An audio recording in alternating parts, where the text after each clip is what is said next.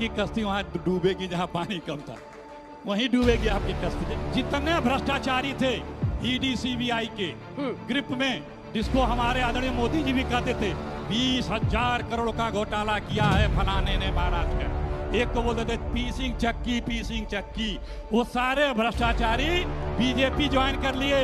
अरे बाप रे, ये तो धोती खोल रहा है।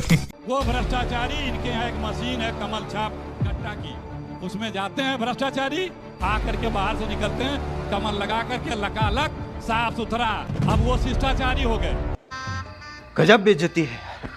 यही नहीं, अभी और सुनिए। ये कितने मुखौटे रखोगे भाई? सब भ्रष्टाचारियों को अपने शामिल करा लो और उसके बाद कहो कि हम भ्रष्टाचारियों पे नकेल रखने की बात कर रहे हैं। इस सज्जन को क्या तकलीफ है भाई कि 28 मंत्री दागी हैं। मोदी जी के 28 मंत्रियों पे आपराधिक मुकदमे हैं, उनमें कईयों पे बहुत गंभीर वाले हैं। महिलाओं के साथ भी जो तमाम बड़े अपराध होते हैं वो भी। हमारे मोदी जी का एक भाषण भी होगा, आप लोग ढूंढना। मेरी जब सरकार बनेगी तो मैं ऐसा कानून लाऊंगा कि किसी भी राजनीतिक नेता का 1 साल के अंदर उसका फैसला हो जाएगा, जेल चला जाएगा।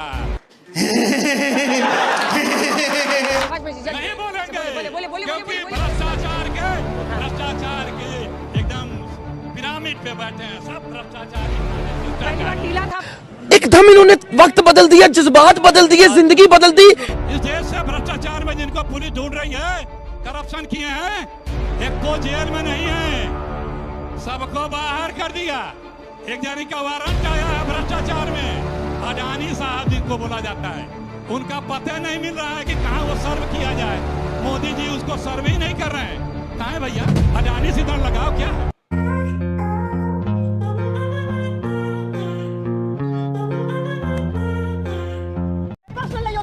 चुप नहीं बैठूंगी। बहुत बकवास सुननी मैंने इसकी, इस आदमी की, इनकी पार्टी की। हद हो गई है बदतमीजी की। और आप लोग कोई कुछ नहीं बोलते क्योंकि आप नहीं बोलिएगा तो मैं आज जरूर बोलूंगी। लोगों की औकात है सवाल करने की। हनुमान जी माफ औकात है आपकी इस देश में। अमित शाह जी ने तो गांधी जी को चतुर बनिया कह डाला था। हाँ, अमित शाह जी ने तो महात्मा गांधी को, गांधी के इस देश में महात्मा गांधी को चतुर बनिया कह डाला था।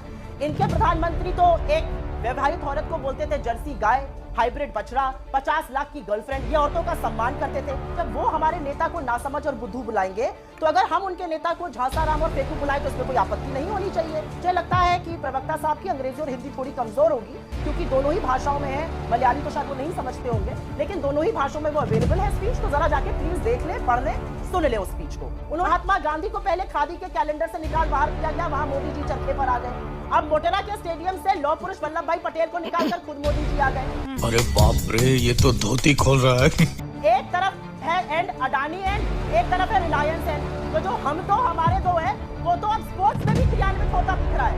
उसका जवाब दे जरा। इस सज्जन को क्या तकलीफ है भाई?